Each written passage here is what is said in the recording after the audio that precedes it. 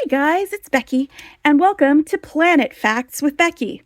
Just kidding, we're going to make earrings, but there's going to be planet facts because I'm going to be making 10 pairs of earrings using the beads that came in the January Bargain Bead Box, January 2024, and it is themed the Galaxy of Gems, and it is gemstones that are themed and based on the planets in our solar system. So just a real quick look at what we had. We had labradorite rounds for Mercury. We have crackle glass, amber crackle glass for Venus.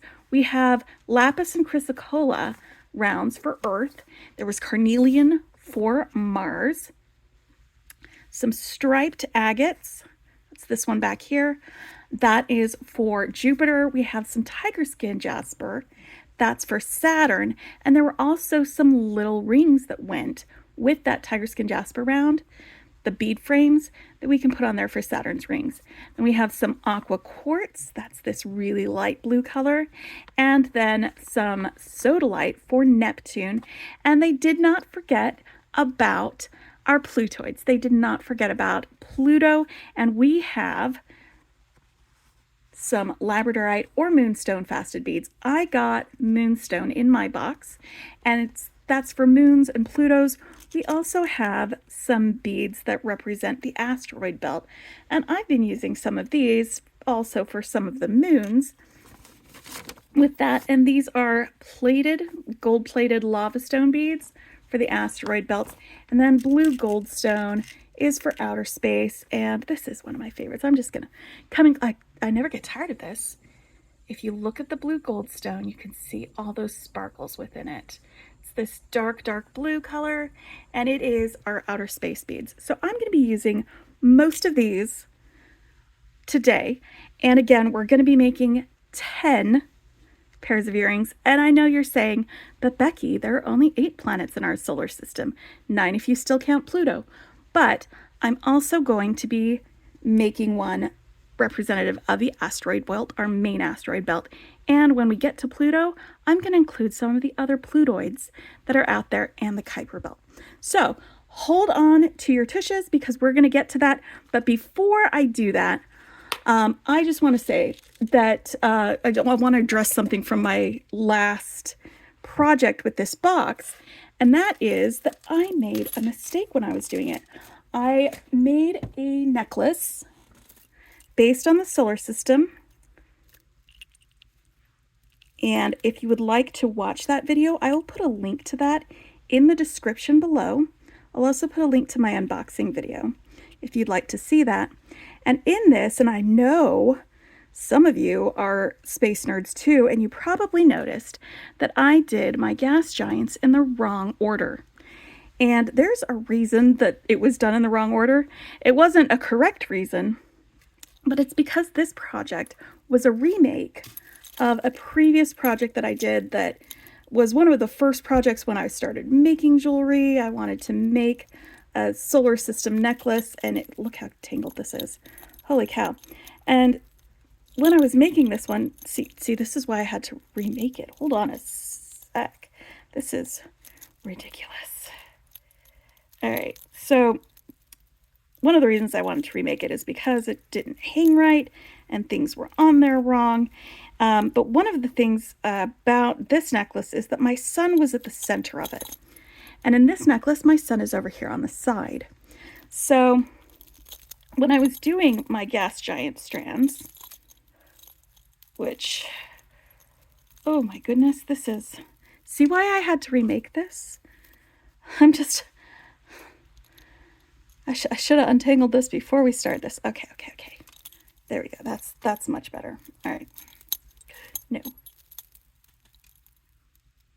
All right, so when I was doing it, I had the sun in the center, and so this strand was how it laid its distance from the sun. So that's why my Jupiter was close to the center, and then Saturn, and then Uranus, and then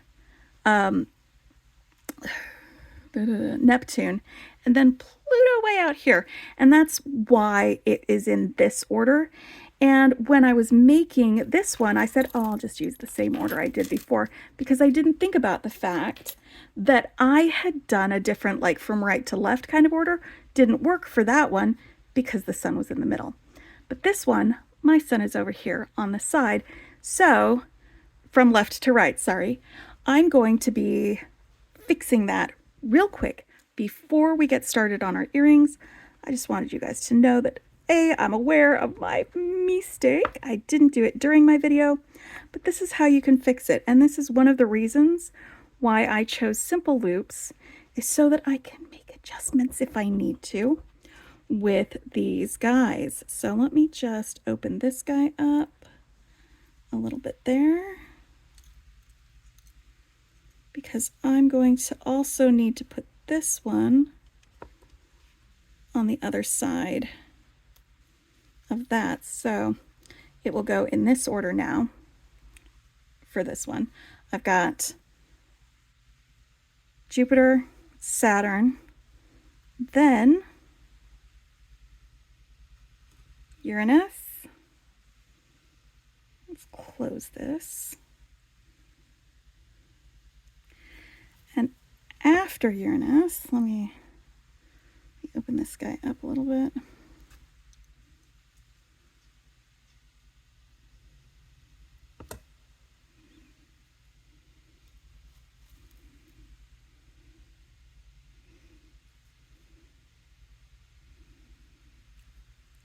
So yeah, I just wanted to show you guys my correction before we move on.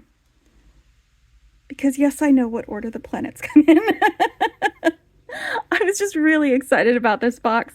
So I was super happy to make it in that order. Let's go ahead and open up this one right here.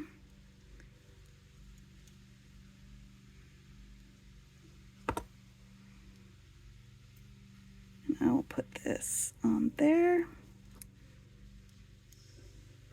And I'm going to feel a little bit better about it if everything is in the correct order. I also put a picture of how it looks when how it lays on me in the community tab of my channel if you want to see for this necklace, but I will also put a link to that video in the description if you want to see me make it. Just remember, when you get to this side, it's a different order than what I did in my video. But now I've got it in the correct order. So I just wanted to do that before we got started. And I'm going to go ahead and put this guy back on here because I have been wearing that like since I made it. I've just been like, you know what? I feel like wearing planets today. And that's fine. All right. So let's go over our tools. I am going to be doing some wire working. So I've got some flush cutters, some chain nose pliers. I have some flat nose pliers and some round nose pliers. I'm not going to be doing a lot with my 6-step bell making pliers, so we're going to leave those aside. And these are going to be my main guys for this. There is going to be at least one of these that I'm going to use some beading wire for, because I just love this dark blue lapis color for outer space stuff. It's just great. And so when I do that, I'm going to also be using the magical crimpers. They're the ones that make a little crimp ball with a 2x2 crimp tube. So when we get to that one, I will pull these out. I'll set these aside for now. And everything that came in the box that I'm using, all of the beads, all of the gemstones, they all came in the box.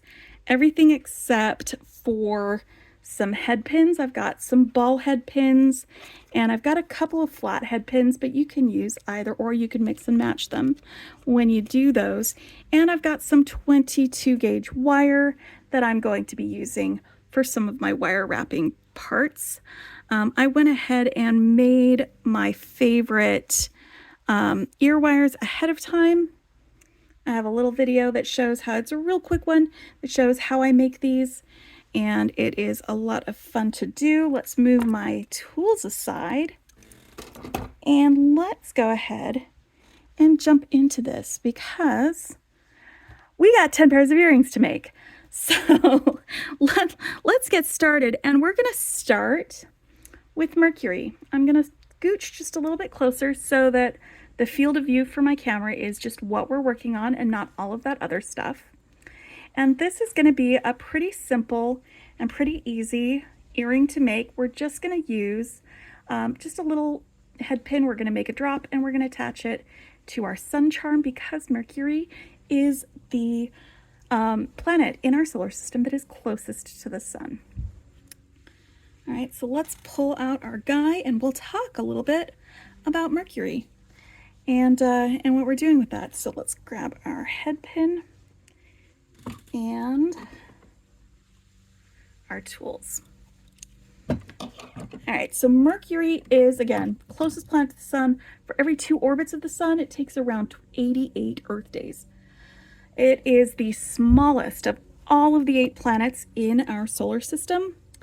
Now that Pluto has been designated as a Plutoid or dwarf planet, Mercury is our little baby. But it is, let's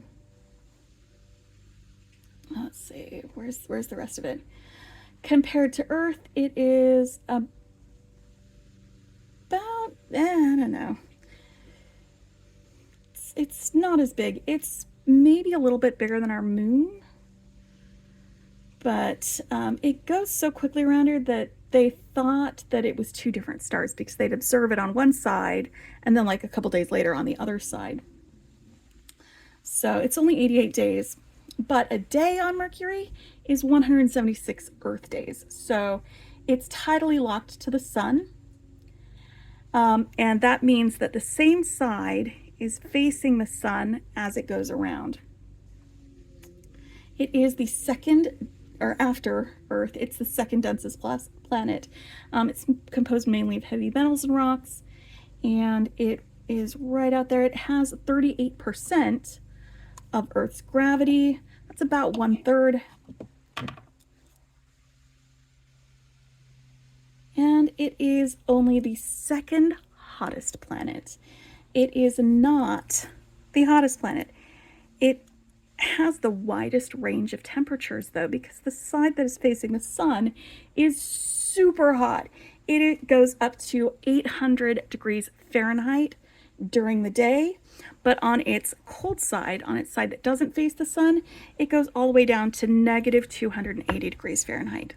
So it is a very, very extreme hot and cold kind of thing. It has a very mercurial temperature. Ha ha ha, that is a joke. Mercurial is changeable. And that word is based on, I mean, the Greek god, not the actual planet. But, all right, so I was busy telling you some planet facts while I was doing my wrapping. So I'll spend a little more time over wrapping on the next one because I really enjoy planet facts. Or you know what? You've seen me do this before. Maybe it's not so great. Now, one of the cool things about Mercury is that it has all these like lines and streaks on it. And like some people have thought, myself included, that those lines and streaks were from meteorite impacts. But it's not. In fact, because of that, it has a fairly like, it has a skin on the outside, basically, and as the inside cools, and it is still cooling, I mean, it gets hot and it gets cold, but as it cools, it's like what happens when a grape dries out. The grape skin wrinkles up, and then, you know, all that goodness happens, and you've got a raisin in your trail mix. And you know what I did? And I know one of you was yelling at me. I forgot to attach my charm to my closed loop before I wrapped it. So I'm going to start all over again. All right, so that's why it has all those lines on it. It's because it's got wrinkled skin like a grape, which is really interesting and really fun thing to learn about our smallest planet as it goes closer to the sun. So basically all I'm doing is I'm making a little I hold the line right above there, bend it over the top with my finger, and that makes a little bend. And the reason we make a little bend before we do our loop is because then when we make our loop, the loop is centered over that line. It makes for a more structurally solid and sound loop in our jewelry making. And I'm just using my finger to bend it around my round nose pliers. And then I readjust this and keep going all the way around. And that makes my loop. Now I'm going to stop here before I continue on because I was going to keep going. And I'm going to go ahead and attach my sun charm to this. And I can just scooch that right on there and then hold onto my loop here with my pliers and use my fingers, or you can use your pliers if you've got some particularly thick or not cooperative wire that you're using on your head pin. I like ball head pins because they give kind of a nice polished look to your thing.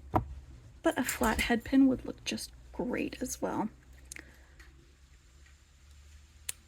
All right, let's get this guy in here.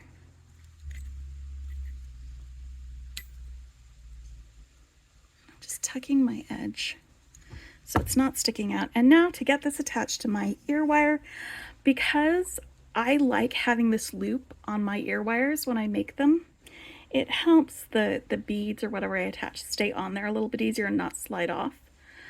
Because of that, this loop won't fit on there. But here's how you can get something with a smaller loop onto this type of ear wire. You just swing that open like you do a jump ring and slide your charm or your loop or your drop right on to that. Give it closed. And now I have my Mercury earrings. And I am going to be using this labradorite for some moons and for Pluto and some of the other Plutoids as we go along with this. So this is earring pair number 1. And I know sometimes when I do these, part of the fun is my design journey where I'm like, pull out the beads and I'm like, what can I make? What can I make?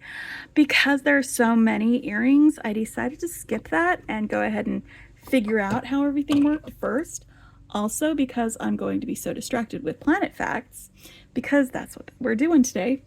It was one of those things that I was like, I'm just going to go ahead and keep going. Now, Venus is almost the same size as Earth.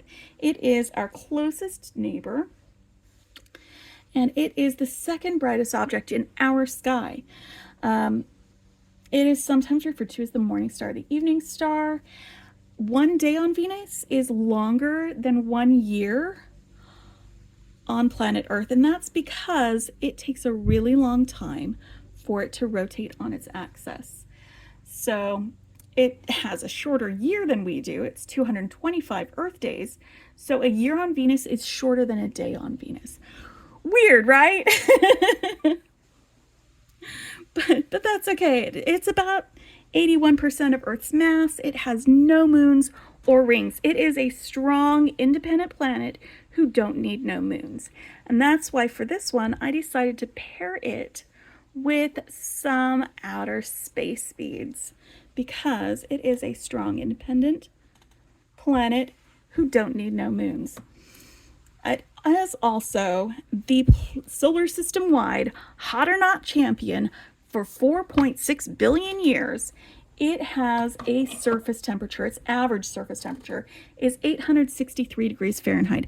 That's what I mean when I say that even though Mercury is closer to the sun, Venus is hotter. And part of that is because of the volcanic activity on it. It is extremely tectonically active. It also doesn't vary the temperature between day and night. So even though its day lasts for a year, on its night side, it still doesn't get very cold. You're not gonna worry about that. So one of the weird things about this, and one of the other things that you might want to know about it, oh, you know what I forgot to do? I forgot to put on my outer space bead, And that's because I didn't have any outs. I'm gonna just pull those out real quick from my box. All right. So it orbits the sun on an ellipse. It is the closest to an actual like perfect circle in its orbit. It is not an eccentric orbit like a lot of our other planets are. Like Earth has a somewhat eccentric orbit, and we'll get to that when we get to our Earth facts. Part of our year, we are farther away from the sun than we are closer to it, and that's why winters in the northern hemisphere can often be a little more severe than winters in the southern hemisphere, because when the southern hemisphere is tilted away from the sun, it is also closer to it than when the northern hemisphere is tilted away from the sun. But wait a minute, we're talking about Venus. Sorry about that. Even though this is the closest planet to us, it's one that we don't know a ton about. And that's because, like, the robots and things and the probes that we've built and have sent to Mars, they would not survive on the surface of Venus. They also would not be able to send us data back to tell us more about it and what we do there. Because the atmospheric pressure is 90 times stronger than Earth, any asteroids, they're just crushed by the pressure. It's also why there are no surface craters. It has a really, really weak magnetic field, and that's because it doesn't have a solid inner core. It's one of those things where, like, we have a solid inner core, and that is what helps cause our magnetic field, and Venus does not. It is really cool planet. It has a lot of sulfuric acid and sulfuric dioxide, and because of that, it reflects about 60% of the light that it receives from the sun back out into space. Now, I'm going to be putting this through here, so I don't need to loop it before I close it. I'm going to go ahead and wrap this here.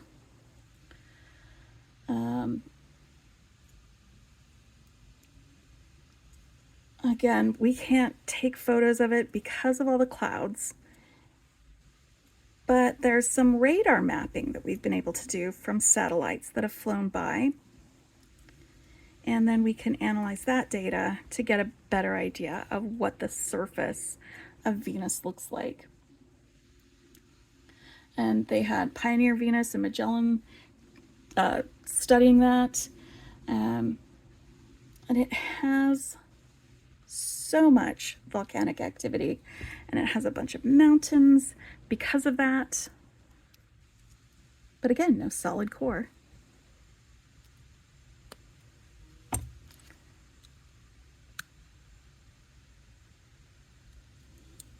All right.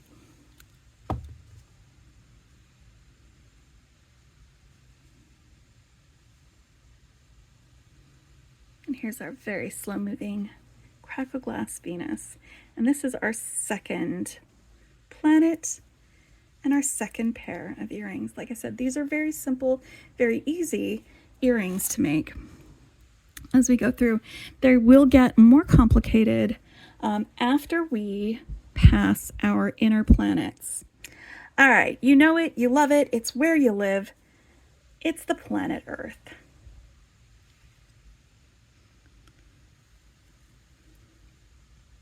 It is the third largest from the sun, and it is only the fifth largest planet in terms of size or mass. It is actually the densest of all the planets. It is the only one not named after a mythical being. Probably because we were already naming it before we started naming mythical things for things that we saw in the sky. We have a single satellite around Earth, planetary satellite, not man-made, one that came there. And I went ahead and just added one of those spacers just for a little extra added bling, and oof, it doesn't actually represent anything in the Earth's sphere. And when I was choosing these, I wanted to choose some that had a mix of the green and the blue, and maybe a little bit of the brown too.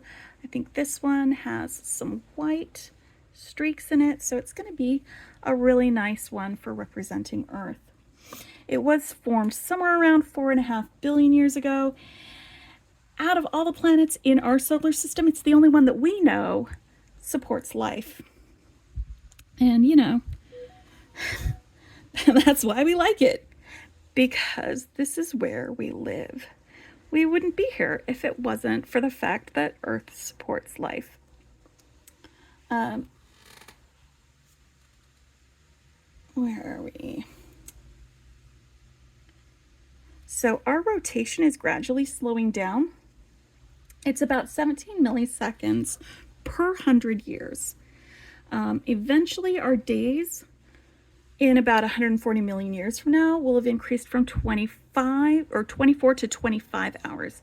So hopefully they've come up with a better saying than everybody has the same amount of hours in the day, which, oh, you know what, by the way, I hate that saying, because it's always like, yeah, you might have the same amount of hours, but you know, somebody else may have a chronic disease, long-term things that make it so that they can't accomplish as much as you can in the same 24 hours. It's like one of those things that people come up with for like grind culture or hustle culture. And I just think there's nothing wrong with taking your 24 hours and spending it resting and spending it recharging and spending it doing something great, like making things or spending time with friends or spending time with family. You don't always have to be hustling and grinding, guys. It is okay to take some time for yourself, and it's not only okay, it's also healthy. Oh, anyway, we were going to talk about this planet, this crazy weird planet. We have a pretty strong magnetic field on our planet, and that's probably one of the reasons why our planet has so much atmosphere. Our magnetic field, it helps protect our oxygen and water vapor from being blown away by solar storms. We have about 70% of the planet Earth, it's covered by water. And one of the really, really cool things about planet Earth is, even though we live here and we've been here like this whole time, we don't know everything there is to know about this planet. There are still things being discovered deep, deep within the depths of the ocean, which again covers 70% of the planet. There are things that we have never seen before, that humans have never experienced, that we're finding out about, and they're probably hungry. But yeah, there we go. Here's our little planet Earth. I'm going to put these guys over here, and we are going to pull out our Mars planet. And this one was carnelian, and I went ahead and grabbed a couple of the moonstone beads for our moons. Let me get my planet. I've got a reference sheet. I'm not just recalling these facts from memory, because like otherwise I would be sitting there going, what was it called? What was it called? What was that moon's name? I just I like being able to just talk about things without completely forgetting it. Okay, so this is the fourth planet of the sun of our solar system, and it's the one that we have explored the most. Out of all of the other planets in our solar system, that is the one that people, humans, have sent rockets to and ships so that we could learn more about it. Like we've got Curiosity rover, we've got all sorts of fun things there, and it is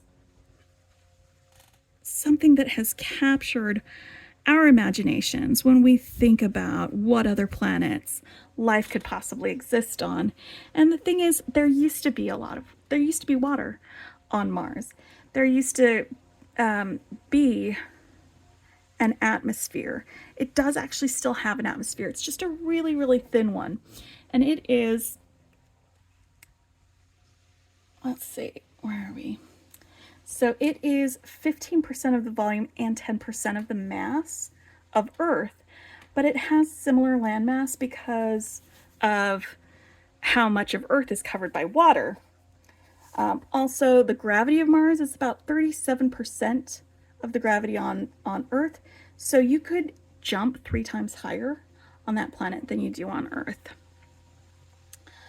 There are pieces of Mars that have been found on Earth, and it's probably because bits of it were hit by meteorites and then, traveled around and landed on our planet. It has a mountain on it, the Olympus Mons. It is the tallest mountain known in our solar system. It's right there on Mars.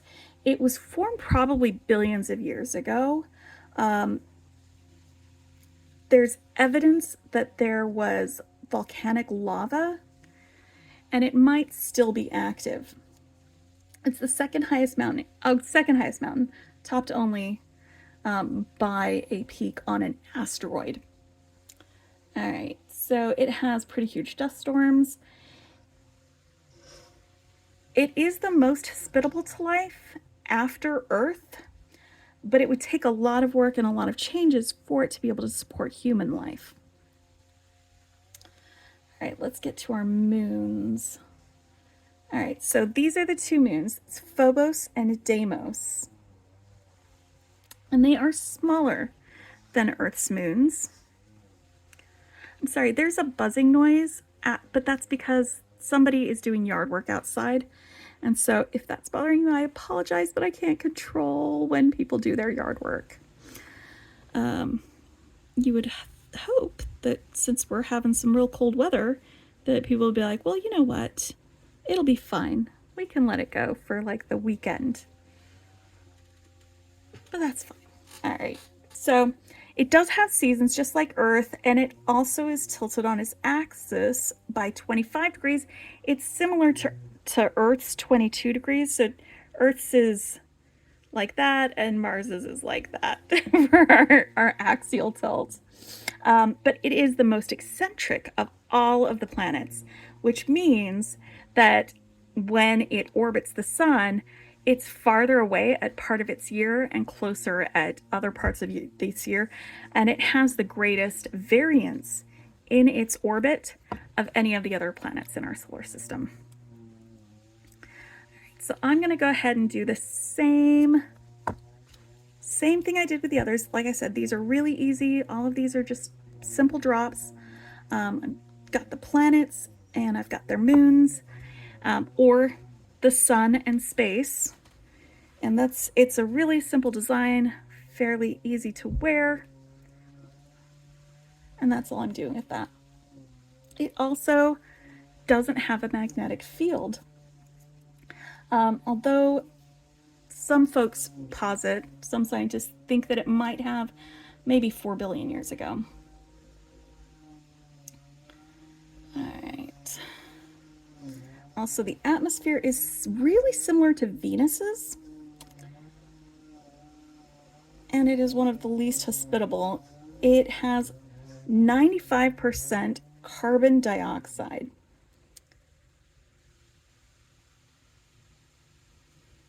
It's like, if you wanted to plant some trees, they might thrive there. But we wouldn't.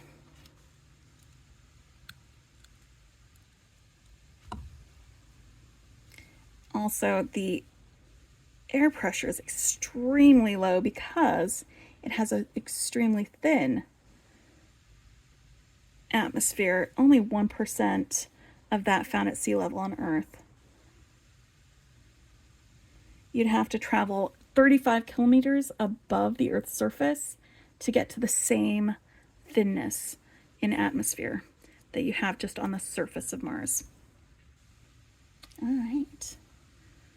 So here we are on Mars. Again, this is our most visited planet. Between Mars and our gas giants, we have a ring, it's like a torus around our solar system of space debris. They are asteroids, dust, small bits of things, and a dwarf planet named Ceres. And that's what this little guy is. He's our little dwarf planet, and then we've got our asteroids, and I made him a little ring because it's an asteroid belt. So for this one, this is where I'm going to be using my beading wire. So I've got my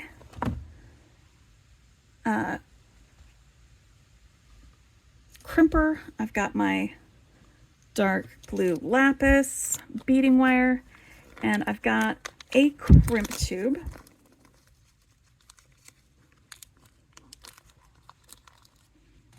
Right there.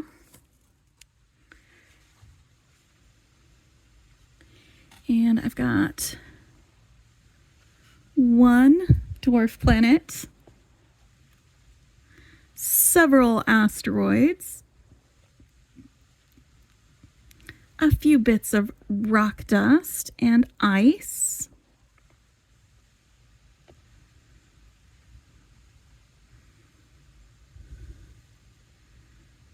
and we're going to put it all together into a ring and make it into a ring. So for this, let's pull out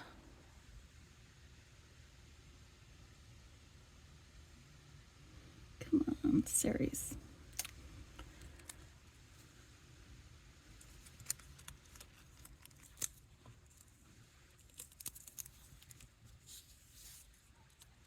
Let's pull out some of our wire, and we don't need that much wire. I'm going to go with this much because I'd like some to be able to manipulate when I make my loop at the end, but I mean, I could probably get away with that much. I'm just going to cut off a little extra because all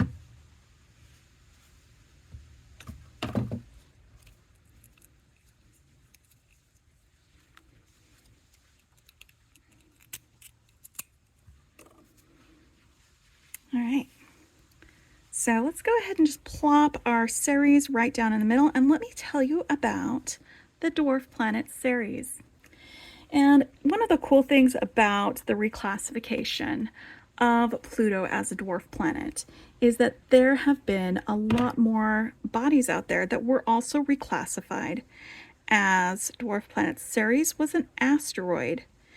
It was one of the first asteroids ever discovered until the dwarf planet classification happened, and then it was bumped right up into dwarf planet status. It is the size of Texas. If you took Ceres and plopped it on Earth, it would fill up the entire state of Texas, which, if you're from Texas, or if you've tried to drive across Texas, or you've even looked at a map, you know that it's a pretty big state in the northern hemisphere in the United States of America. I live in Texas, and I can tell you it takes me 9 hours from where I live in Central Texas of driving to get out of Texas. Like, I drive north for 9 hours and I'm still in Texas. If I drive south for 9 hours, I'm still in Texas. If I drive east for 9 hours, I'm still in Texas. If I drive west for 9 hours, I'm still in Texas. Like, I'm in El Paso, but I'm still in Texas. So it's a pretty big planet, or it's a pretty big dwarf planet. It actually accounts for 1/3 of the total mass of the entire asteroid belt.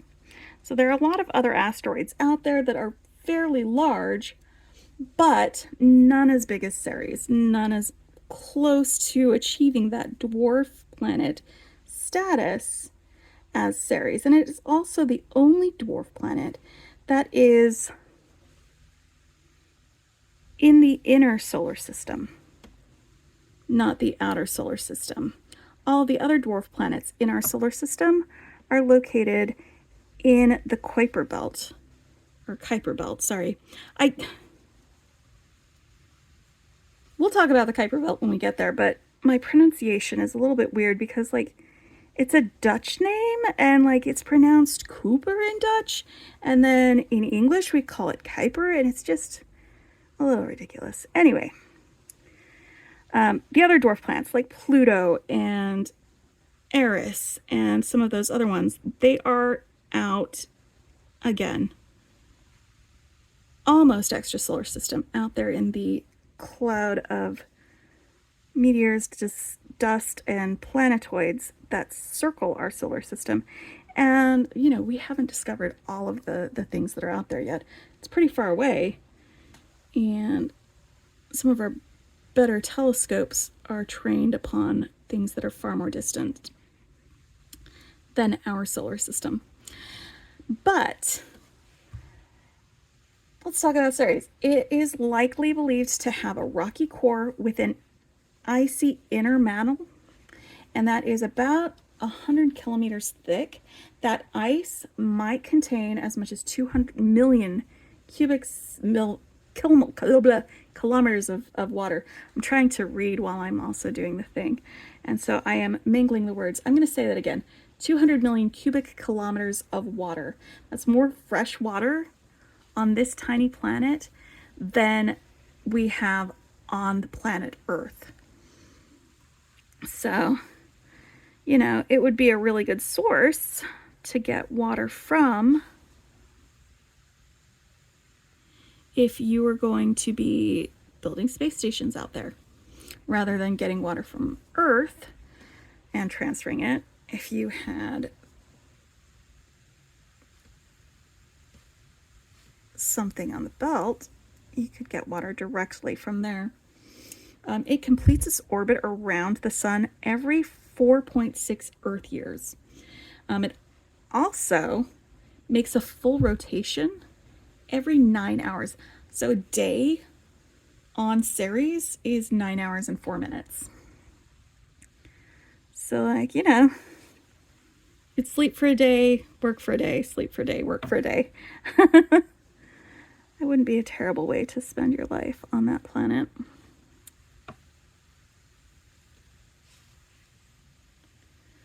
You usually can't see it with your naked eye. Usually. But it is actually one of the smallest dwarf planets. It is still bigger, than an asteroid, but it just squeaks under the classification of a dwarf planet. All right. Now that we've got those guys, I'm going to put one end of my wire through my crimp tube going in that direction, and then I'm going to put the other end of my wire going through the opposite direction, so they crisscross applesauce. And I'm going to pull this not too tight because there needs to be a little bit of room for my magical crimper to go in there. So I purposely left one end of this shorter than the other because this other end, the short end, is going to stay where it is, and this longer end, I'm going to bend it back around itself, and this wire is going through from right to left through this if I'm holding it this way. So I'm going to put the end of this through in that same direction. I'm bending it around, and it's going to go again from right to left. So it makes a circle. I want it to go all the way through and not get hung up on some of our chunks of ice. But yeah, there's a ton of ice in the asteroid belt. There's a ton of asteroids that have minerals on it. It is, if they could ever figure out a way to mine it, it would probably be one of those resources that gets definitely used, although kind of wish, because I know who human beings are, we could just leave it alone and not have to do all of that. But there we go. So I was just making sure that this loop was the same size as this one. So I already know that my crimper will fit through that loop really easily. Okay, so magical crimper, it has this concavity on the inside. And so when you use it and you put your crimp in there, it only works with 2x2 crimp tubes. I think they do make a smaller one that might work with those, but I haven't seen it available for purchase anywhere. I don't know if they even make it anymore, but I use it all the time because it's just so easy and it doesn't leave those rough edges on a crimp like you get with the other ones. And I know I just squoze that and you can see these pokey outy edges. But by squeezing it from different angles, it will smooth out those pokey outy edges, just like the mass or gravity of a planet will round out any bumps and pokey outy edges to form a circle for planets. Oh my gosh, this is just way too educational. Sorry about that. Not really sorry. I won't ever be sorry about that. I come from a very long line of nerds. Just so that you know, I am a giant space nerd. I love space. It's just great. And that's why we're doing planet facts today. All right, here we go. One more thing, and we've got that on there. So this one was a little more complicated than the other earrings that we've made today. And we are going to jump out to our gas giants, and things are going to get even more complicated. Not all of them will be more complicated, but well, yeah, we're adding a little finesse. We're adding some fun stuff to our earrings. And you know what? This is not as round as I want it to be, so there we go. Oh, you know what? I added an extra one here than I did on this one. I'm gonna have to remake it. I will remake it later after we do the thing. I just realized that I spaced it. Anyway, let's put these away for now, and then I will fix that later. Because right now we are going to talk about Jupiter. And I went ahead and picked some of these banded agate beads that had some bands all the way around, some dark spots, some swirls for us to be able to use with that, because they're really, really great. And then I picked out some extra beads to add to this because Jupiter has some pretty large moons. And that's one of the things about Jupiter and its moons. I'm only picking the 4 largest because these are the Galilean moons. And the reason that they're called the Galilean moons is because Galileo looked through his telescope and he saw these moons passing in front of and orbiting around Jupiter. And it was that observation that led him to posit that our planet orbits the sun. It was the biggest change in our understanding of our universe and our place in it that we have had. And it was because of these moons. And some of these moons, specifically this one, Ganymede, is large enough that if it were not in orbit around Jupiter, it would be classed as a planet. Not a dwarf planet, a planet in its own. It is larger than some of the actual planets in our system. So Jupiter is easily the largest and most massive planet in our solar system. It is huge. It would take 11 Earths lined up next to each other to stretch from one side of Jupiter to the other, and you'd have to put 317 Earths inside of Jupiter to equal the mass of it.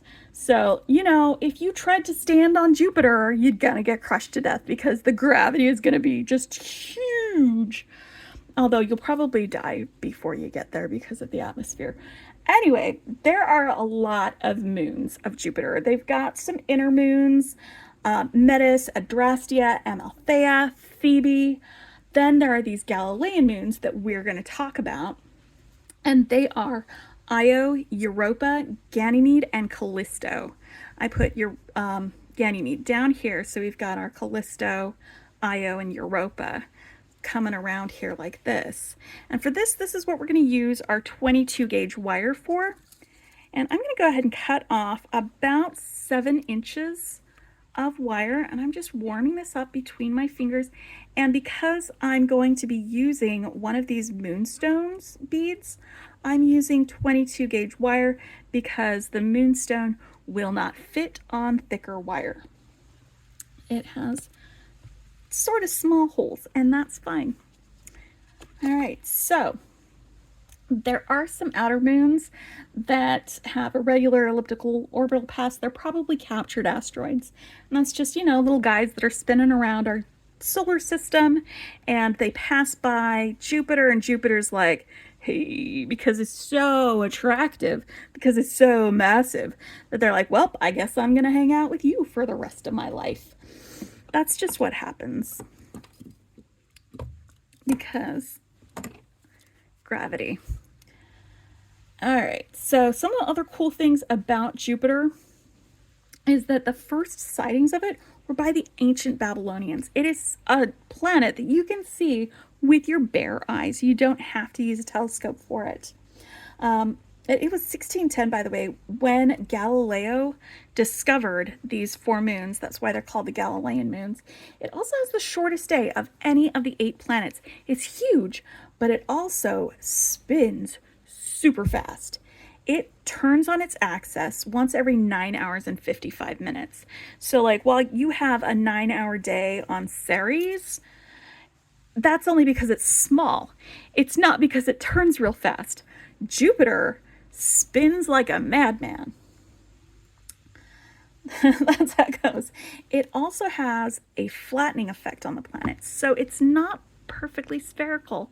It has kind of a smoosh on its torus, so it appears fatter. Well, it is actually fatter and rounder than some of the other spherical beings because, you know, you've got gravity acting in both ways. From the spinning, you've got centrifugal force acting against the mass and the gravity that is pulling things toward it. It has a faint ring system. It's comprised mostly of particles and dust from the moons impacting it, but it's nothing like Saturn's rings. And again, it does have a really robust moon system. It has like 67 different moons and satellites, but the most famous and the ones that we're talking about today are our Galilean moons. So let's talk about Ganymede, because Ganymede is so cool, you guys. It is the 7th moon of Jupiter. It is the 3rd of the Galilean moons, and it is the largest moon in our solar system. It's larger than Mercury, and it's larger than Pluto. I mean, obviously, Pluto's a dwarf planet. It's only slightly smaller than Mars. So, like, if you think about how Mars is about 1/3 of the size of Earth, Ganymede is the same. Again, if it were not orbiting Jupiter, if it were just out there in our solar system, it would be classified as a planet. And I put this on wrong. I want to put my Jupiter on first.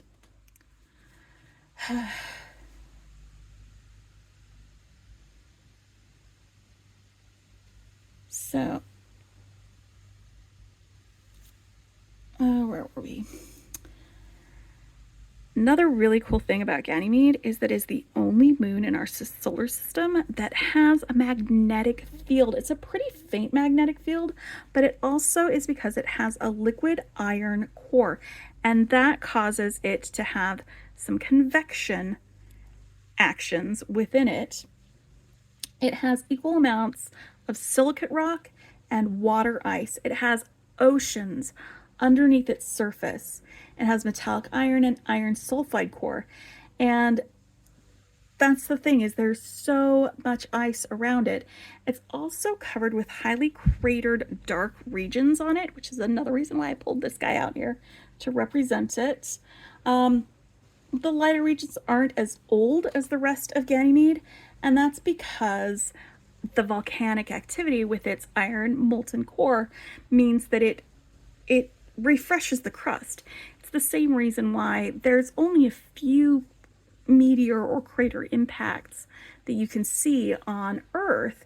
They happen so rarely that, you know, over time, our Earth's mantle refreshes itself. We've got subduction zones and abduction zones where, you know, the Earth's mantle gets sucked back into it, and it gets lavified and magmaed, and then it gets poured out again with our volcanoes and our earthquakes. And it's kind of the same with Ganymede. Out of all of the moons in our planet, Ganymede is the most likely to support life.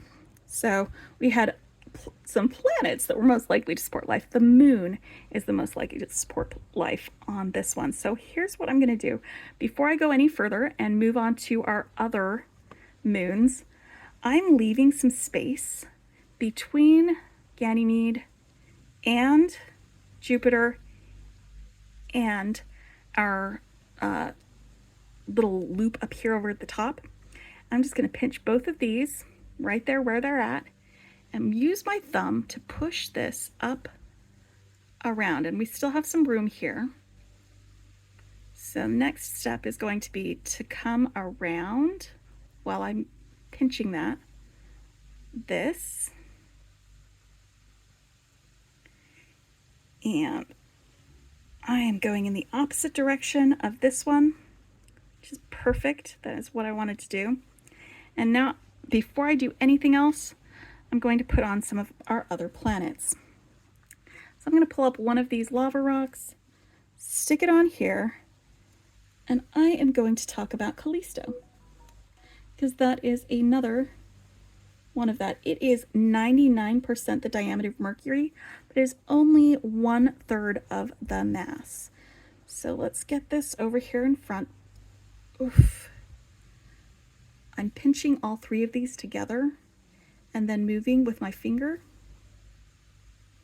so that it comes around the front. Oh, I want this to come around the front. Where are you going? Where are you going, buddy?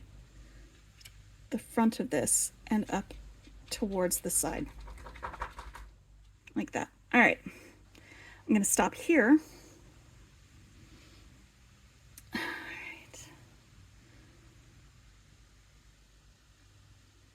So also Callisto is larger than Pluto, similar size to Mercury.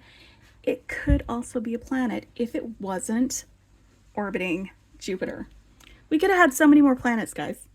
There are more craters on Callisto than any other object in the solar system. It does not refresh its crust. It doesn't have a mantle that gets subducted and all that within there. Because it doesn't have any geologic activity, no plate tectonics, no volcanisms. It is 60% rock and 40% ice, and it may contain liquid water in about equal measures. It is brighter than our moon. And it's because it has a very thick layer of ice on it, and it reflects the sun a lot more than the surface of our moon. It is also not affected by the gravity of the other moons of Jupiter, like Io, Europa, Ganymede. It doesn't suffer from the orbital gravitational pull, so there's less of a tidal heating. A tidal heating is where you've got to build up friction, orbital and rotational energy. It's dissipated as heat in the crust of the moons. And that's what makes the melting on surface ice on like Europa, for example. And it's also less affected by Jupiter's magnetosphere because it orbits a little bit further away from the planet. It is over 1 million miles away from Jupiter, by the way.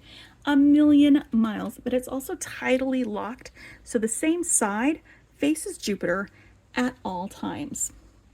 All right, let's talk about Io. That's this guy right here.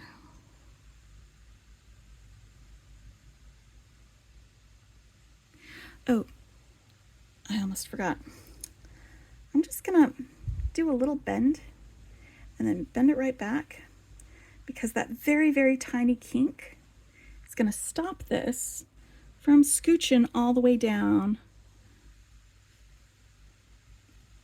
It's gonna leave it right there where I placed it on the wire. All I did was a little bend and then a bend back, and it leaves a very, very, very light kink in my wire. All right, let's do Io facts. It is the most volcanically active body in the solar system. It has sulfur spewing 900 miles into the air. It was, again, discovered the same as these other ones. It orbits Jupiter, and everything that we know about it comes from Voyager and Galileo orbiting and flying past on their ways out of this. NASA calls it a giant pizza covered with melted cheese and splotches of tomato and ripe olives. So, you know, maybe this isn't the greatest color, but it's the one that I have, and it's the one that I'm using. We could not exist on Io because it has radiation that is generated within it and also where it's located around Jupiter that is 1,000 times stronger than that needed to kill a human being. It is in a little plasma cloud that orbits Jupiter. It's the Io Plasma Torus is what it's called, and it's the result of the really strong magnetic field. It strips the ions from Io as it rotates, making it an electrical reactor. And that produces so much radiation that no human being could survive it. It gives out about 3,600 rems of radiation per day. That is greater. I mean, a short period of time, you die in a few weeks. It also has over 400 active volcanoes.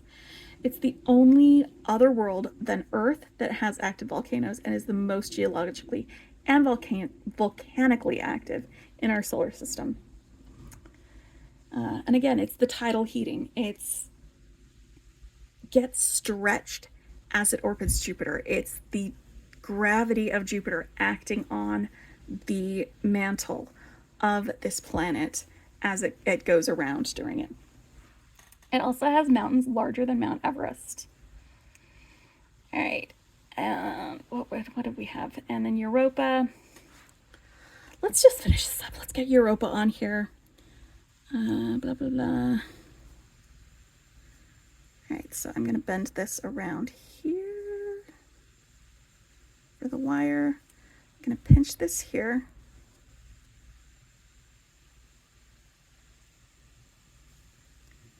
And bring my wire around here.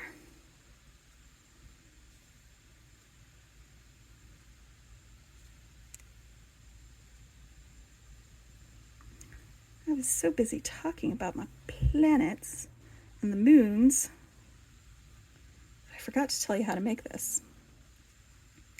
All right, I'm just going to wrap this a couple times, and then right here, clip it and tuck it.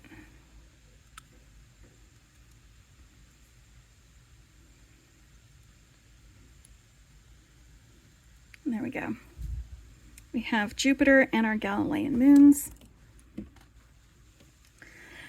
We need to get going because this is going to be a really, really long video, I think, if I do not get to the rest of our gas giants. Especially since I am not sure about my next pair of earrings. There we go. At least they're spinning in opposite directions. Sort of. It's close enough. I'm happy with that. All right, so Saturn. I spent a lot of time talking about I think Ganymede is so cool. It is just an awesome moon. But we're moving on. We're going to talk about Saturn. All right, so Saturn has some moons too, but the thing that Saturn is most known about, and it is the 6th planet from the sun, it is the last of the planets known to ancient civilizations because they couldn't see the smaller planets. It's also one that we can see with the naked eye and 5th brightest in the solar system. It has rings around it. Now, the rings around Saturn are mostly condensed or mostly composed of rock dust and ice. It also has the fastest winds of any planet in our system. They travel 1,100 miles an hour, and it takes Saturn 29 years to orbit the sun. It gives off more energy than it gets from the sun. Like, you know, we get energy from the sun, but our planet doesn't give off more energy than the sun gives us. It actually creates a lot of energy in it. It's not a very dense planet, though. It is, let's get a little bit more of that.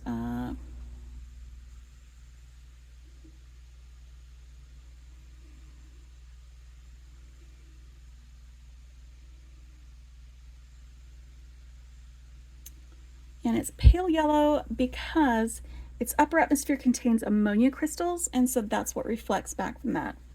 It's weaker than Earth's, its magnetic field is weaker than Earth's. It may have a solid rocky core, but it's completely surrounded by hydrogen and helium. But the interior of it is so hot. It is very, very hot. Its temperature, internal temperature, ranges up to 21,000 degrees Fahrenheit. It's very, very big. Where are we going? I need to get my breakdown of this.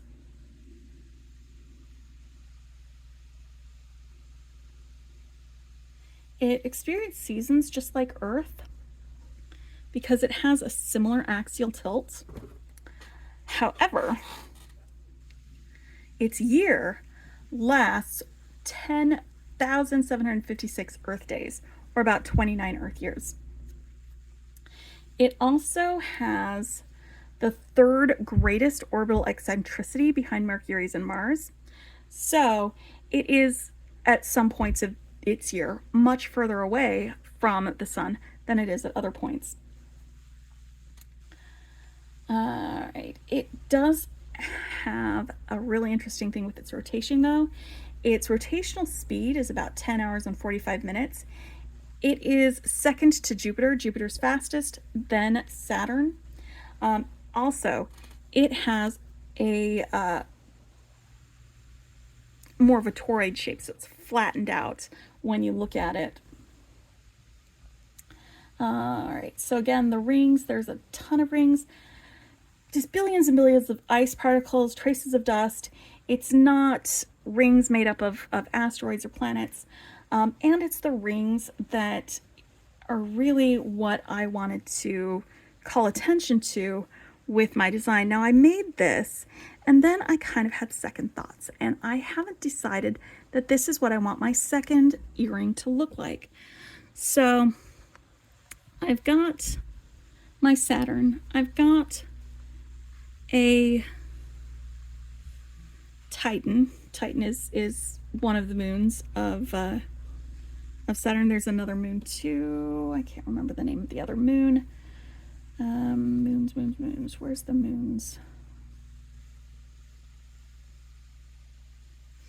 Titan is the 2nd largest moon in the system. Ganymede is larger, but it also, if it was not orbiting Saturn, it would also be classified as a planet. So the way I made this was using one of these, making a loop, but I thought, looking at this, that I want to emphasize the rings a little bit more. So I think what I'm going to do is pull off about 14 inches of this 22 gauge wire. And this might be more than I need, but I just want to be sure that I'm going to use it correctly and have enough. for this. And I'm going to go ahead and make a loop on one end. Bend it over so that my loop is centered. Nope, that is not where I want my loop to be. I want my loop to be about twice as far down. That's where I usually put a loop, is that close. But I want to be able to make several wraps around the center, the stem of this wire. So I'm going to go down the wire a little bit more to make my wrap. And I'm just going to go ahead and make a loop here.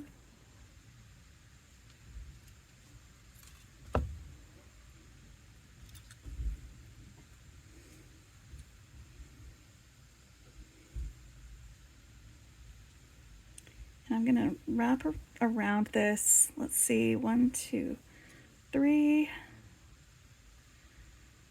4, 5, 6,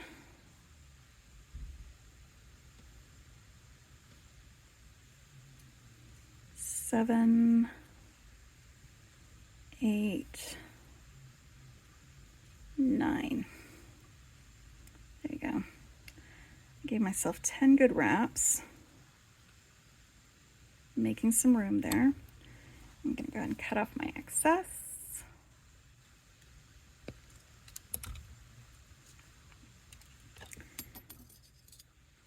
Press that in. Make sure that this is straightened out. I'm going to go on the opposite end of this to find the end here. And I'm going to put my Saturn on here.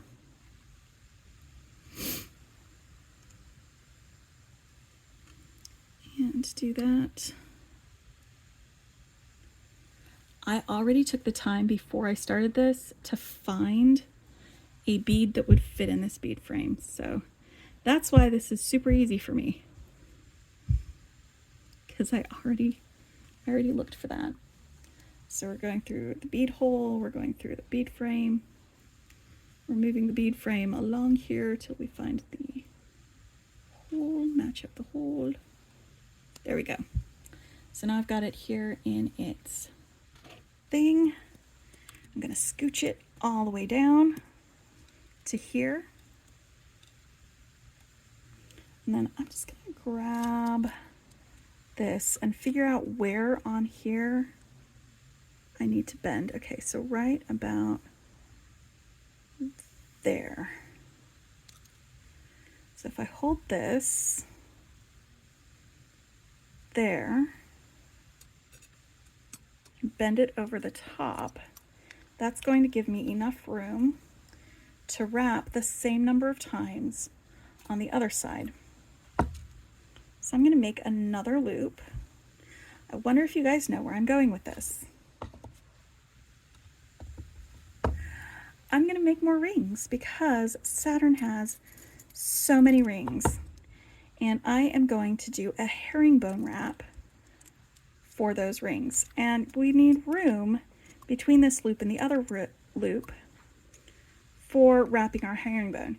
And it's a little bit easier to wrap it if we have these little grooves from the wrapped loops. So let's go ahead and do that. I'm going to make my wrap over here. And this end is nice and long and it's catching on things. That's fine. That's fine. There we go.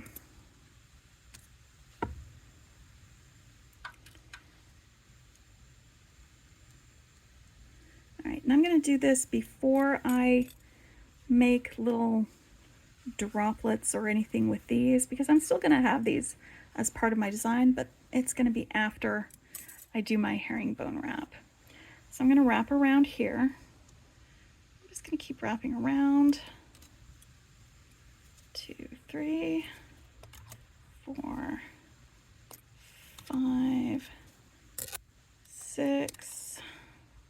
Sorry, I'm moving out of screen because this is getting in the way. I'm actually going to go wrap the rest of this off camera so that I'm not bumping into things. 7, 8. All right, and right here, I just want to do one more wrap so that I've got the same number of wraps, but I want there to be a little more room.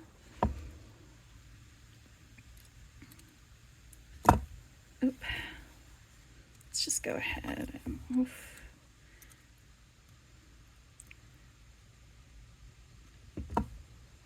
Actually,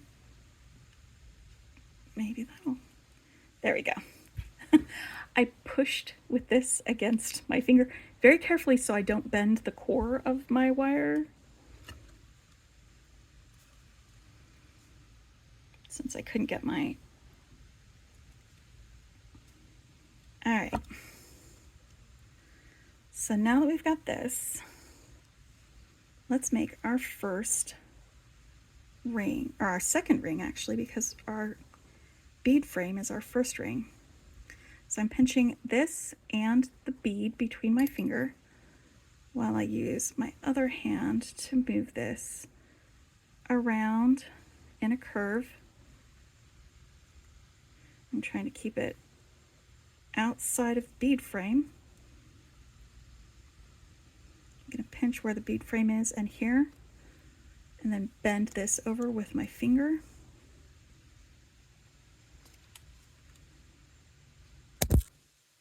Till it goes all the way around and crosses over. Now I'm going to pinch over here and bend around. I don't like wire. Best thing you can do when you're doing things with wire is go slow.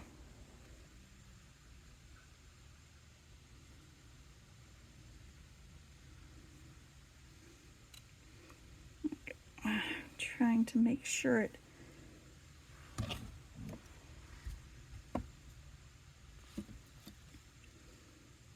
goes around the outside of the bead frame, but not too outside.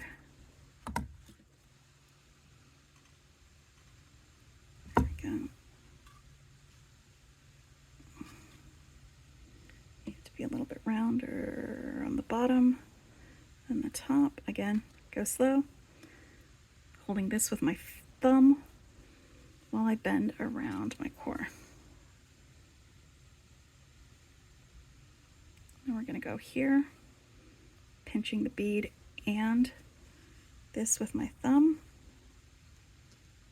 I'm just kind of rubbing with the tip of my finger right here to sort of get a little bit of a curve going.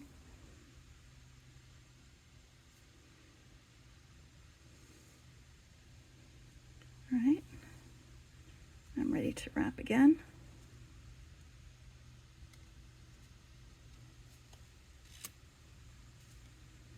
All the way around.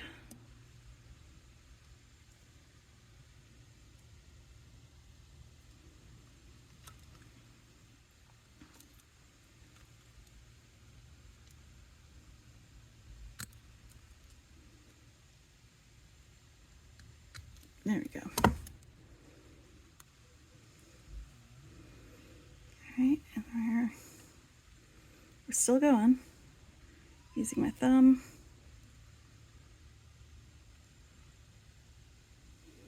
To get a little bit of a curve going. And we're going to cross over here. I'm just going to do as many rings as I can fit.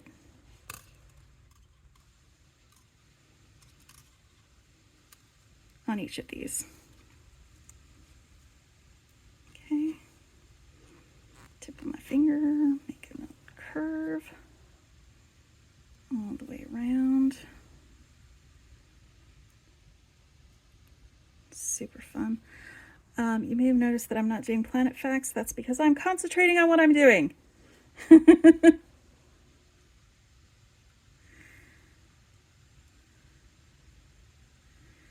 we go. It took billions of years for Saturn to accumulate its rings. It can take us a couple minutes to form our rings, right? Right?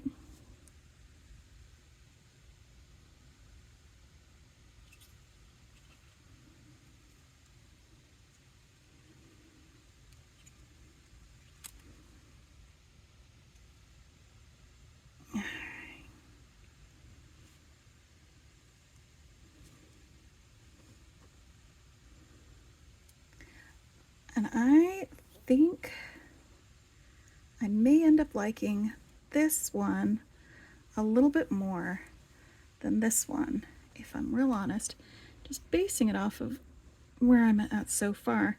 So if that's the case, I will take this apart and I'll make a second one after we're done with this. But before I do that, why don't you guys just let me know which one of these you like better. I'm not finished making it though, so don't make your decision yet. All right. Oof. Here we go.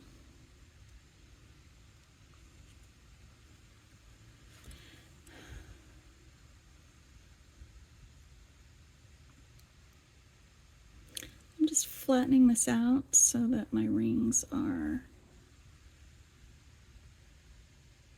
concentric and not overlapping on top of each other, because that wouldn't be accurate.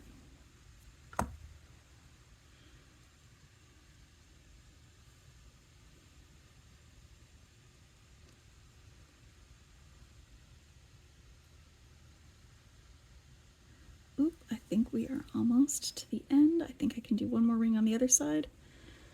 Hold on, how many is that? That's 1, 2, 3, 4, and that's 1, 2, 3, so yeah. 1, 2, 3, 4 on this side, and we'll do 4 on the other side, or 4th on the other side.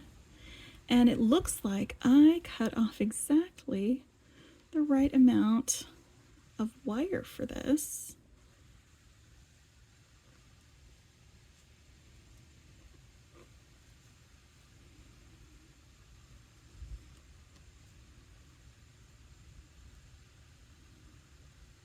Perfect. All right, let's get this wrapped around here. I'm just gonna wrap right there and up to my loop. There's my Saturn. Actually gonna go behind it so that we can tuck that and it won't be super visible.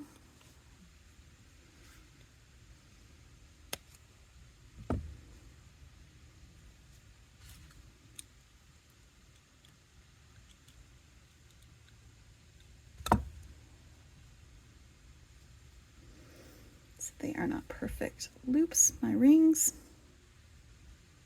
but I do like them. And I'm gonna go ahead and grab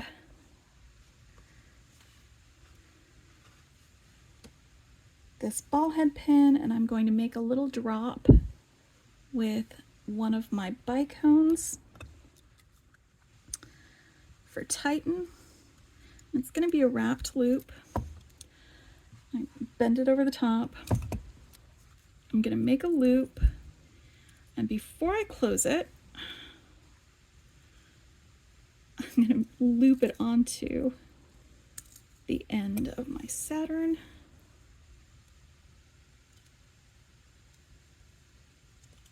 I think I might need to open this up a little bit so that'll fit on there better. There we go. There's my, as I'm losing it. All right. Ooh. I hope y'all are having a really great weekend. I am. All right. Let's close this up. The Titan is an icy, icy moon. It has a ton of methane on it, like frozen methane. All right.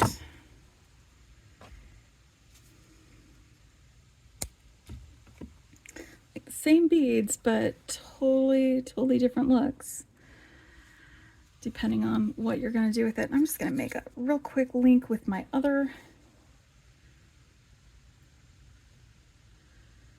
guy. Scooch this on here. Make myself a little wrapped loop at the top.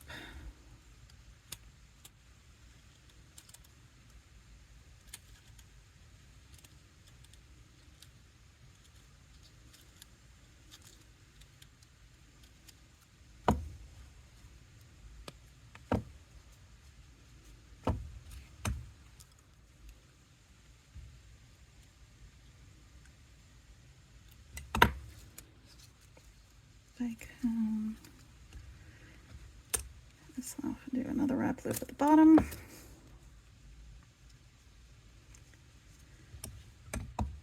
All right. Sorry about that. I had to concentrate on what I was doing. So before I wrap this loop, I will also attach it to this guy.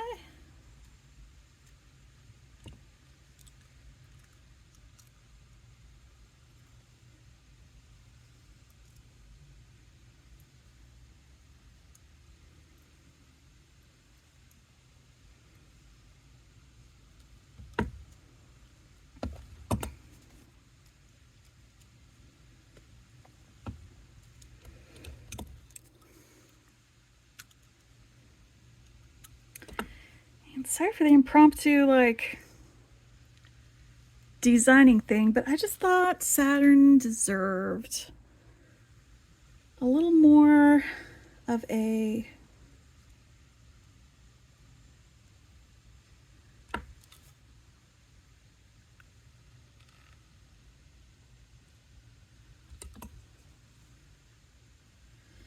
earring, because it is a very, very fancy celestial body. It wears its jewelry all the time. Let me just fancy it up a little bit. Again, I made my loop a little too big, so I'm just swinging that open like you do a jump ring, and then closing it after we get this guy on here. I'm leaning towards earring design number 2 for my Saturn. This one is very simple to do. If you don't feel like doing herringbone and you just wanted to have your Saturn there, you could go ahead and pop that guy right on a head pin, make a loop, and then stick it on an ear wire. So I'm probably gonna go ahead and make a second one of these. I'm gonna take this one apart and make a second one of these so that I can have 2. But I'm really feeling this Saturn earring, really feeling it. All right, let's move on past Saturn to the rest of the solar system and to our final 2 gas giants. And this is Uranus. It's the third of the gas giants. It's the third largest by diameter, but it's the 4th massive. So it doesn't have as many. It rotates on its axis once every 17 hours, so it does spin pretty fast. It turns in a retrograde direction, though. That's opposite to the direction that the Earth and the other 6 planets turn. It takes it 84 days to orbit the Sun, and its axis is at 90 degrees, which is why I've got it on its side to spin. So it almost always lies sideways as it's orbiting the Sun. The north and south poles of it, they lie near where the equator is on Earth. So during parts of its orbit, one or the other of the poles faces the Sun. So it gets 42 years of direct sunlight on one end and 42 years of darkness. So it's really fun. Its wind speeds can reach up to 900 kilometers per hour. That's 560 miles per hour. It is 14 times as massive as Earth, and it is the lightest of the 4 gas giants. It is an ice giant because while it's got hydrogen and helium upper layers, it also has an icy mantle that surrounds its rock and iron core. It has water, ammonia, and methane crystals in here, and that's what gives it its distinctive blue color. It is a light blue color. It has rings, and that is why I made a ring around Uranus. Now, its rings are fairly light but there's at least 13 of them. It wasn't something that was actually visible on most telescopes until the quality of the telescopes improved. And so we've got that. Now there are some moons that it has. They're not really big moons, but you've got Oberon, Titania, Miranda. They're frozen with dark surfaces. They've got a mixture of ice and rock. The most interesting of them is Miranda. It has ice canyons, terraces, and a lot of really strange surface-looking areas. So I'm not actually going to be adding a moon in this design, but just so you know, it does have moons. I'm more interested in just putting it on its side for its spin and making a ring around it. So let me grab some more of this 22 gauge wire. I'm going to pull off about 7 inches of that wire.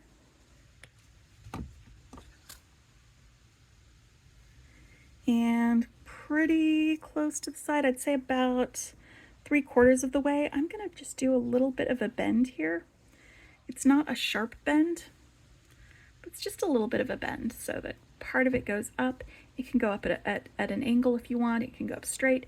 It's not completely 90 degrees. It's a little bit more than that. But so long as I've got the longer side going this way. And I'm going to take that longer side and I'm going to stick my planet, my ice planet, on there. And there it is, spinning on its side. And now we're going to make a ring. So I'm pinching with my thumb and my forefinger against this side while I push this up and around. So I'm going to go around. I'm going to try to stay pretty close to this line here while I'm going around. While I wrap all the way around this planet like that. So we made a little ring around this planet.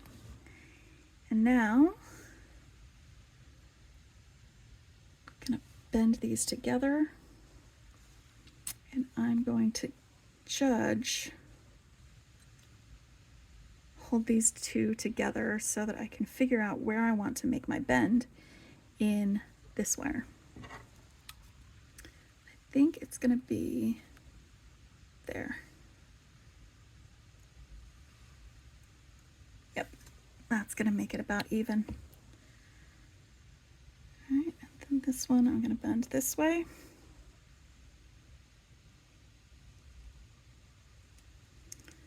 So that I can hold these with my pliers.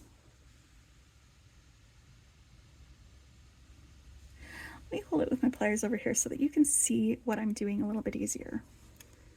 Because I'm just going to wrap a couple of times.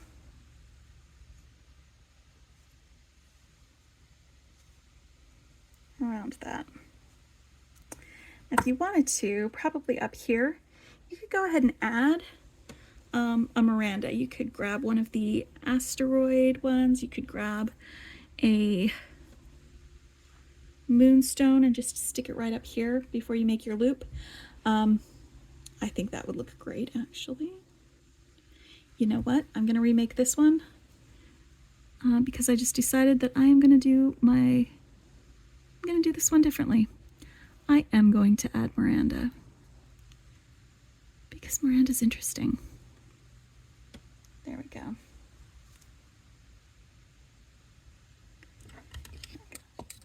Oop. Cut this off. Probably could have added it after I cut off my end and tucked it in.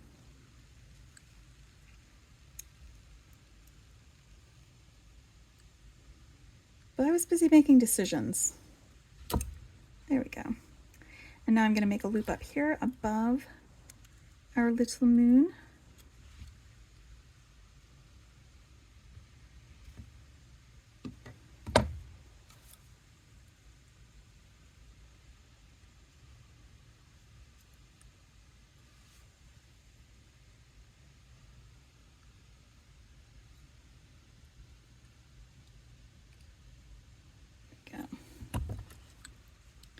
just adjusting my loop.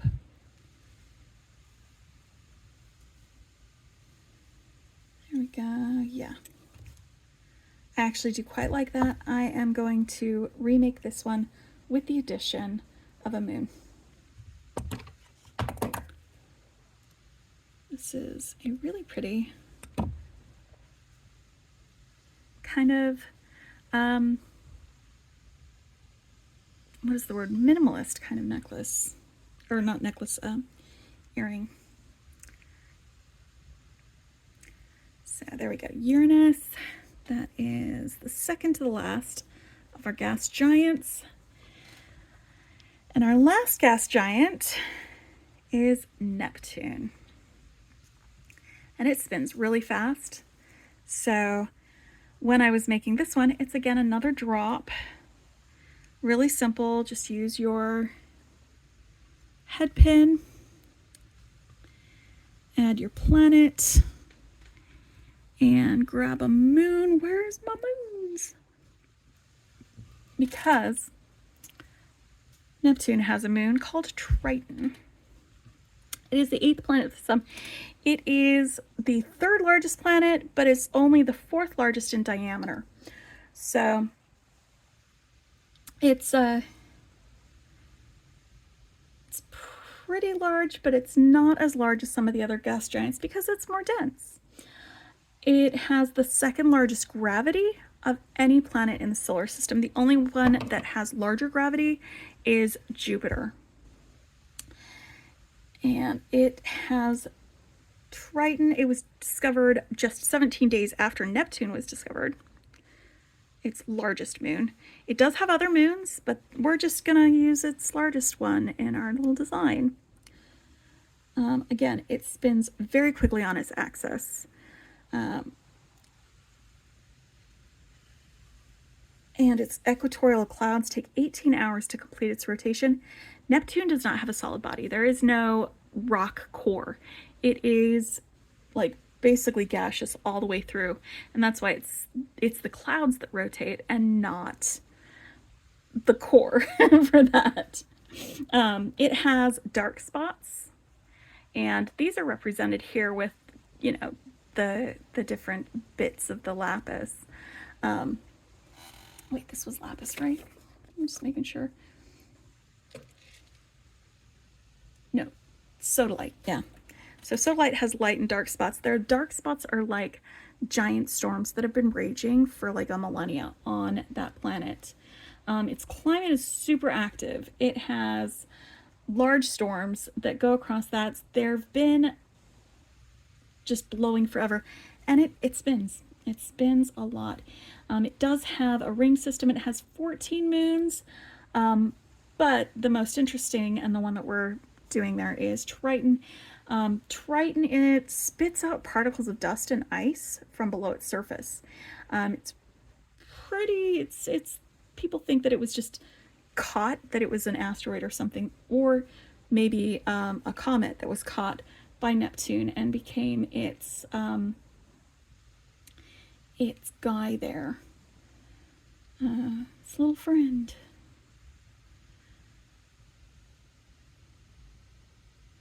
But one of the reasons why it's darker than Uranus is because of, where is it? There was some fun things. Okay. Yeah, it's the methane. It just has like a lot of the same gases that Uranus has, but it has it in different quantities. And so the blues are totally different when you look at them. Let's go ahead and make our earring, and then we can move on to our Plutoids, and in my opinion, really fun earring to make.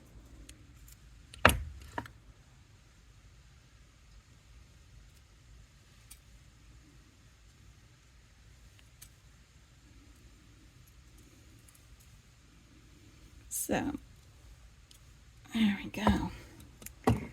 That is the last of our 8 planets, because Pluto doesn't count as a planet anymore. Like I said, the cool thing about it not counting as a planet, like, I was disappointed like everybody else about Pluto no longer being classified as a planet because it was, you know, the smallest planet. It was the farthest planet. It was our 9th planet. And, you know, you learned about it in school and everything like that. It's fun times. So let's close this up and get these guys out of here. And pull out the earring that I'm going to make to represent our Plutoids and the Kuiper belts.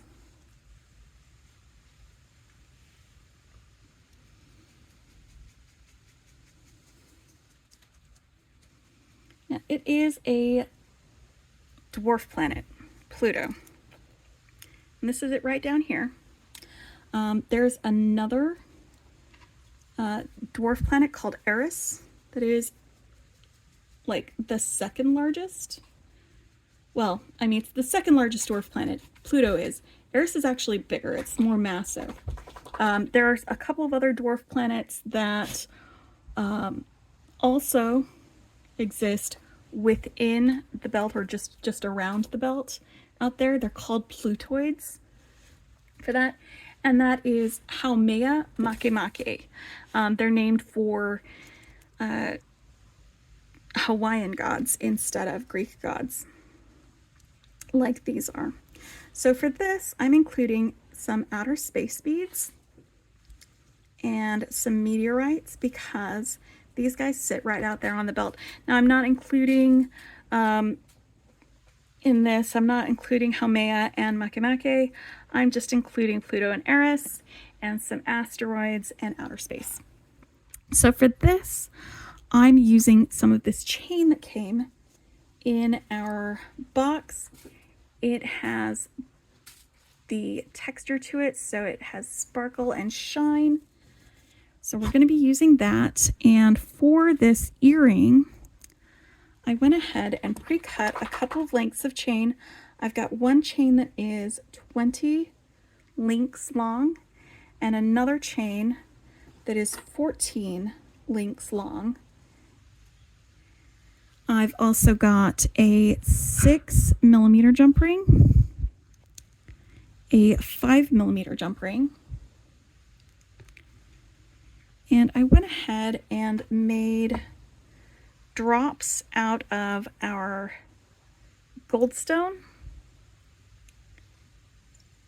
and our meteors, the lava rocks.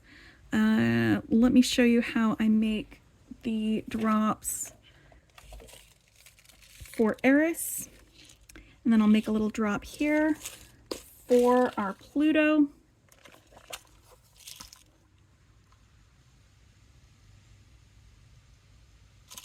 With Charon, or Sharon. I think it's Charon. But Pluto has a moon. And it's called Sharon, and it is this little companion hanging out, doing stuff. Actually, I think I want this one to be my Pluto because it's got a little spot on it, kind of like the heart that you can see on Pluto. It's got a little heart-shaped spot on it because we love Pluto and Pluto loves us. Sharon is the largest of the moons. It has other moons. It's got like Kerberos, Hydra, Styx, Nix, but Sharon is the largest.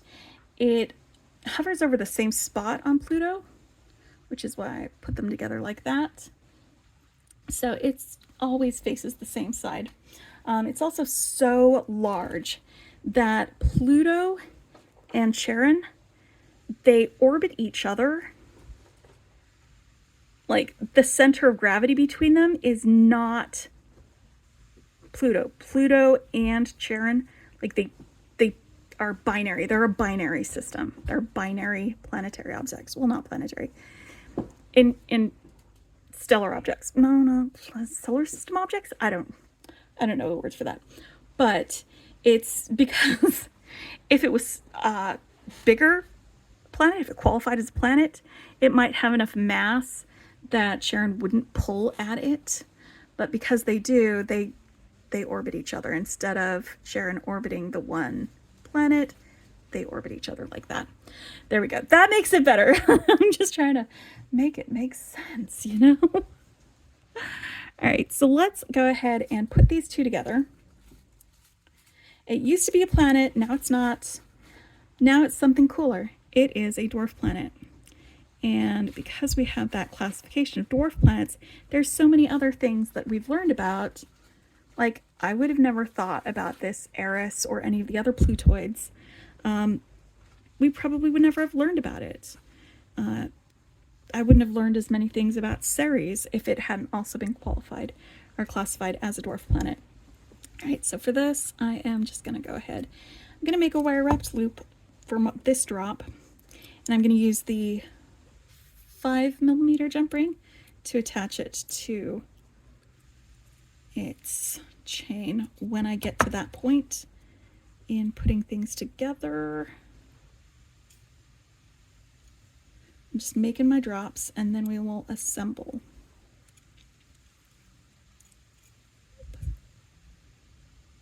Sorry.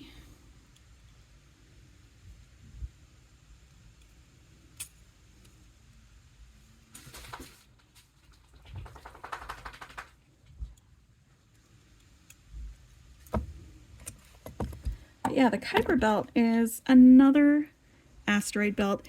They actually didn't know about it until, like, I think it was the 1950s. I mean, it was theorized to exist. That's Garrett Kuiper was the one who theorized that, but it wasn't actually proven to exist until an astronomer in Mexico confirmed that it did actually exist. It's one of those things that, you know, there's always something new to explore, always something new to learn with that. All right, so I'm just going to grab one of these flathead guys instead of the, you can use the round ones if you want. I just used them for these guys for the fact that it is a thicker gauge, and this wire holds its shape better, so it works better for a simple loop than these ball head pins do. So this flathead pin is just going to be better for a simple loop. Let me go ahead and I bend it over the top. I don't bend it over the top of this, I just bend it directly from here. Measure with my finger, that's about 1 centimeter. Whoop. And usually I hold on to that better, but I didn't today because I'm a little bit in a rush. All right, and then we use our round nose pliers, and this is how I made these guys, by the way. To curve this back until we have a a loop that meets itself back here. I'm just going to straighten this out because it's bent a little to the side, and I don't like that. All right, so now I have 2 of my Plutoids, I've got some meteors, and I've got deep, deep space out here. I have a 20 link segment of chain, I have a 14 link segment of chain, and I'm going to just cut myself another 14 link segment of chain, and I'm going to show you how my little hack for cutting chain. I'm going to grab some scrap wire like this. I'm going to move these guys aside, and I stretch my chain out on my bead mat, and I count the links with my scrap wire. 1, 2, 3, 4, 5, 6, 7, 8, 9, 10, 11, 12, 13, 14. And on that 14th link, I go ahead and stick my scrap wire through that link. And then I know that I can cut the link next to it. And that's how I cut a specific amount of chain, like based on how many links. So I've got my 2 segments of 14 link chain and one segment of 20 link chain.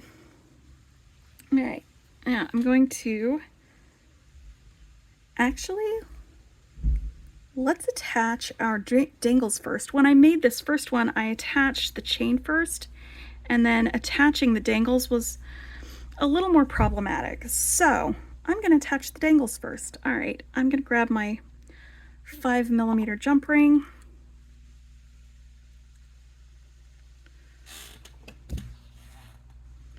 Open it up, attach it to the end of my 20 segment chain, or my 20 link chain.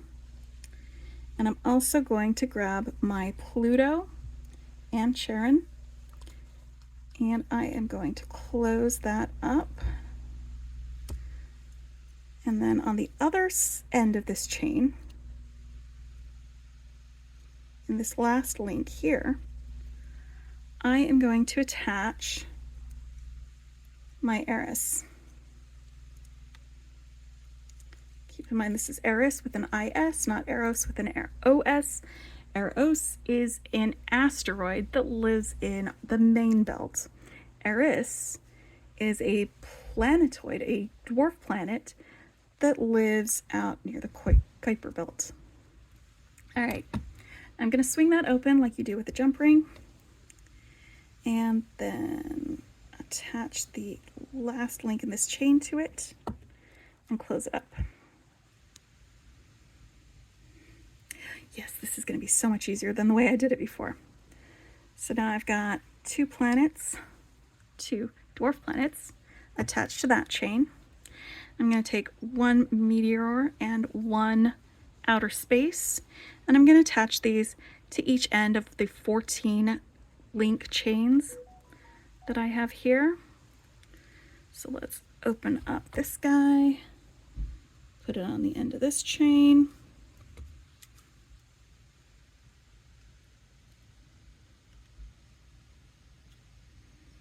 Open up this guy, put it on the end of this chain.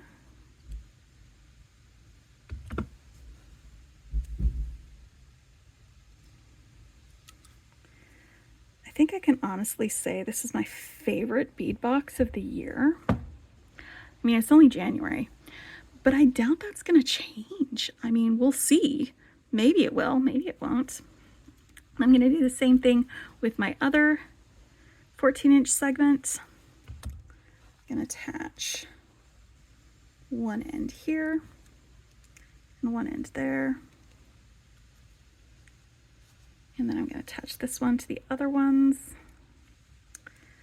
All right, now I want kind of a cascade effect with how these are hanging, you know, so how they're not all hanging like on the same level.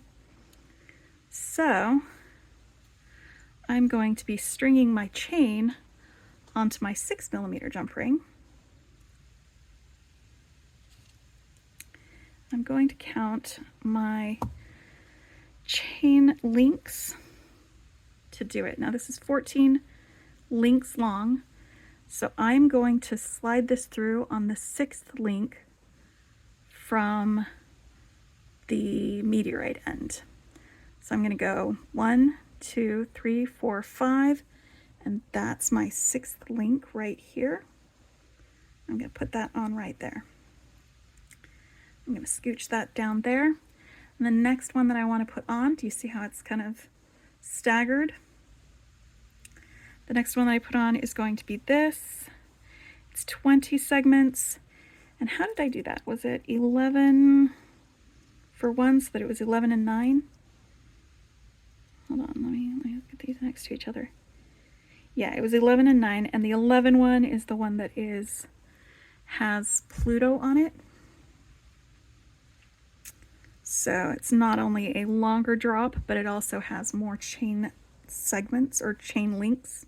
So I'm going to go ahead and count 11 links from that end. 1, 2, 3, 4, 5, 6, 7, 8, 9, 10, 11. All right, so 11 links.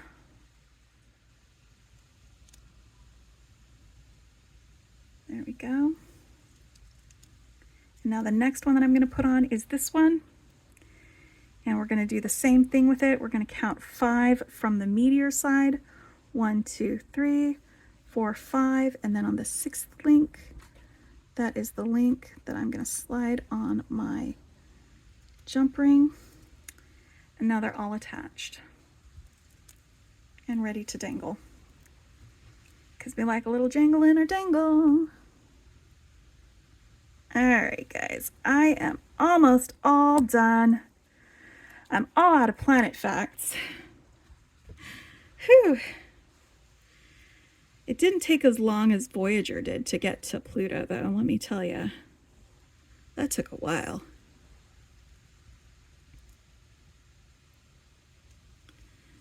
Alright, so we've got our planetoids, our little Plutoids, and our Kuiper belt, and our deep, dark outer space outside of our solar system.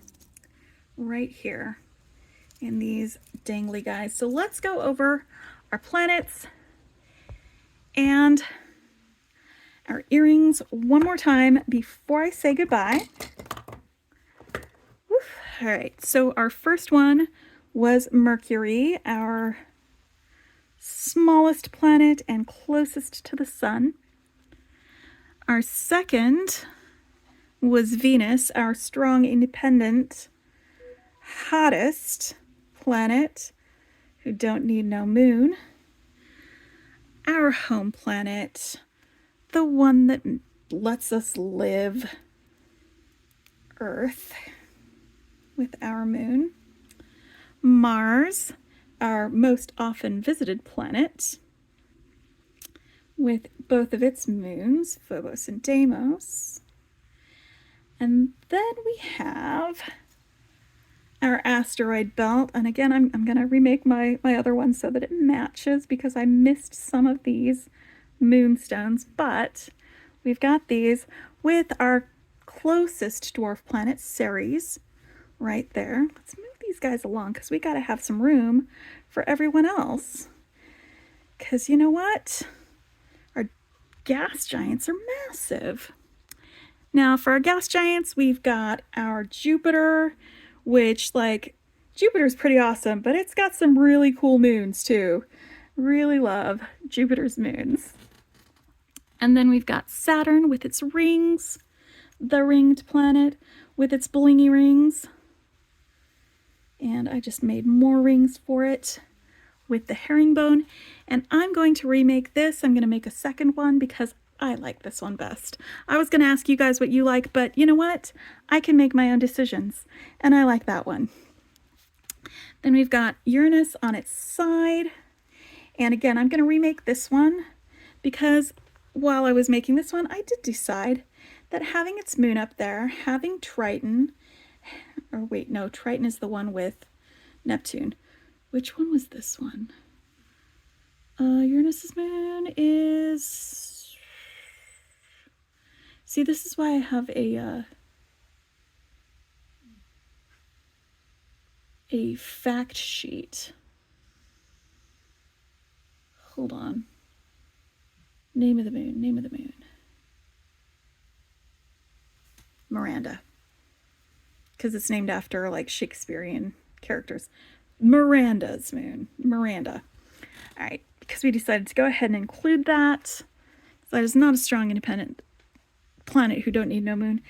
And then we've got our fast spinning guys. And that is our Neptune with Triton and our Plutoids. Right there as we are exiting our solar system and entering another belt and deep, deep, dark outer space.